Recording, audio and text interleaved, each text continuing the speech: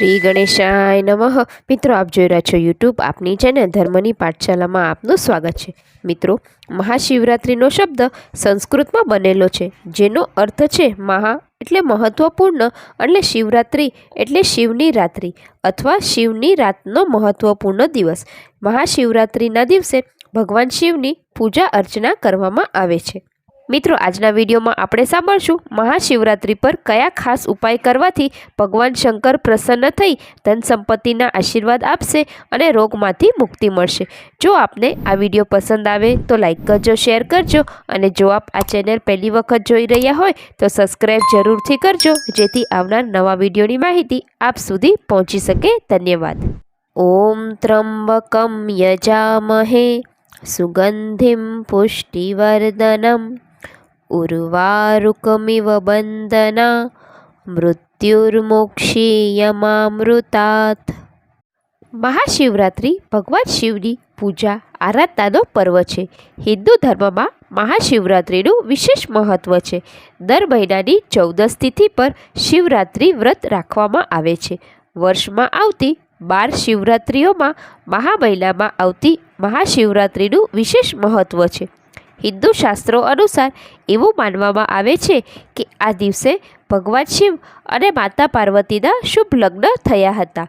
Hindu calendar મુજબ મહાવદ તેરસ તિથિએ મહાશિવરાત્રિનું વ્રત રાખવામાં આવે છે।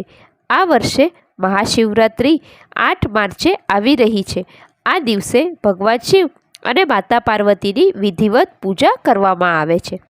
તમને જણાવી દઈએ કે આ વર્ષે મહાશિવરાત્રિ પર શિવયોગની સાથે સિદ્ધિ અને સ્વાર્થ સિદ્ધિ યોગ બની રહ્યો છે।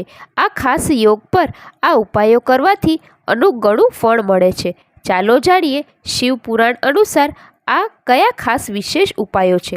પહેલું છે કાળા મરી અને કાળા તલના ઉપાય। મહાશિવરાત્રિના દિવસે તમારી હથેળીમાં 7 કાળા તલ અને 1 કાળા મરી લો અને તમારી ઈચ્છા કહી શિવલિંગને અર્પણ કરો। આમ કરવાથી ભગવાન શિવ ખૂબ જ પ્રસન્ન થશે અને જલ્દી જ તમારી મનોકામના પૂર્ણ થશે। બીજું, બોર અર્પણ કરો। મહાશિવરાત્રિના દિવસે એક ફળ લો, તે ભગવાન શિવને અર્પણ કરો। આમ કરવાથી ઘરમાં રહેતા તમામ સભ્યોને દરેક રોગોમાંથી મુક્તિ મળે છે અને અકાળ મૃત્યુનો ભય દૂર થાય છે। ત્રીજું, બીલીપત્રના વૃક્ષ નીચે દીવો પ્રગટાવો। ભગવાન શિવે પોતે કહ્યું છે કે જે વ્યક્તિ મહાશિવરાત્રિની રાત્રે મારી સામે દીવો પ્રગટાવશે અને બીલીપત્રના ઝાડ નીચે ઘીનો દીવો પ્રગટાવશે, તેના પર મારા આશીર્વાદ હંમેશા રહેશે। તેથી આ દિવસે બીલીપત્રના વૃક્ષ નીચે ઘીનો દીવો અવશ્ય પ્રગટાવો, તેનાથી સુખ અને સમૃદ્ધિ આવશે। ચોથું, ભગવાન શિવને ધતૂરો ચઢાવો। મહાશિવરાત્રિની પૂજા કરતી વખતે 7 ધતૂરા લો અને એક ધતૂરામાં ભગવાન ચંદ્રમૌલીનું ધ્યાન કરી નાળાછડી લપેટો અને અન્ય ધતૂરામાં હળદર લગાવી શિવલિંગને વિધિવત અર્પણ કરો। પાંચમું, ભસ્મ અર્પણ કરો। મહાશિવરાત્રિના દિવસે શિવલિંગ પર ભસ્મ અર્પણ કરવું શુભ માનવામાં આવે છે। એવી માન્યતા છે કે આ દિવસે બાબા મહાકાલને ભસ્મ અર્પણ કરવાથી તેઓ બહુ પ્રસન્ન થાય છે અને સુખ સમૃદ્ધિ ધન સંપત્તિના આશીર્વાદ આપે છે। છઠ્ઠું, બીલીપત્ર અર્પણ કરો। મહાશિવરાત્રિના દિવસે 11, 21 અથવા 101 બીલીપત્ર લઈને તેના પર ચંદન વડે ઓમ નમઃ શિવાય લખો અને પછી શિવલિંગને ભક્તિભાવથી અર્પણ કરો।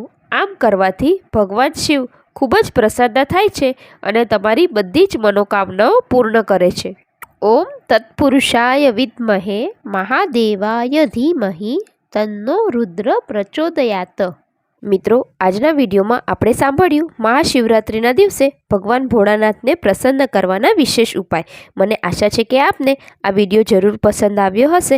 મને સાંભળવા બદલ ધન્યવાદ। આપ સૌને મારા જય શ્રી કૃષ્ણ।